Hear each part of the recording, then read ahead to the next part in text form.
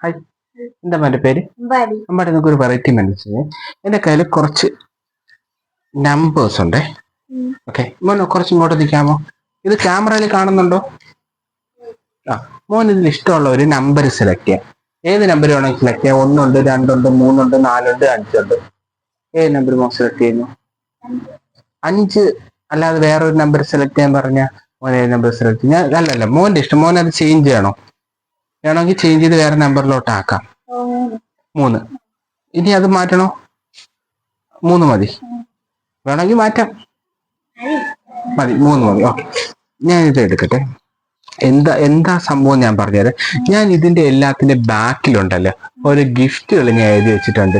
ഇതിലിപ്പം മോന് ഓരോ number പറയുമ്പോഴുണ്ടല്ലേ, number പറയുമ്പോൾ ഇതിന്റെ ബാക്കിൽ ഞാൻ ഓരോ സാധനങ്ങൾ എഴുതി വെച്ചിട്ട് അത് ഞാൻ മോന് ഗിഫ്റ്റ് ആയിട്ട് തരും.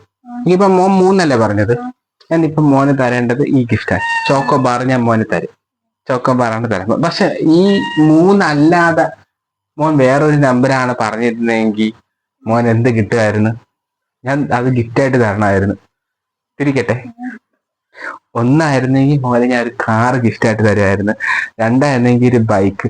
4 ഒരു ടൂർ, യൂറോപ്യൻ ടൂർ ടിക്കറ്റ് എടുത്തു തരണം. ഇതാണെങ്കിൽ സ്വർണ്ണ മാല തരണമായിരുന്നു. പക്ഷെ എനിക്ക് ഭാഗ്യമുണ്ട്, മോൻ 3 തന്നെ പറഞ്ഞു. അതായത് വെച്ചാൽ 5 പറഞ്ഞ് മാറ്റണമെന്ന് ഞാൻ മോൻ്റെ അടുത്ത് വെച്ച് മാറ്റിയത് കൊണ്ട് ഞാൻ രക്ഷപ്പെട്ട്. ഇപ്പൊ 5 രൂപയുടെ 5 സ്റ്റാറിൽ ഒതുങ്ങി. Thank you.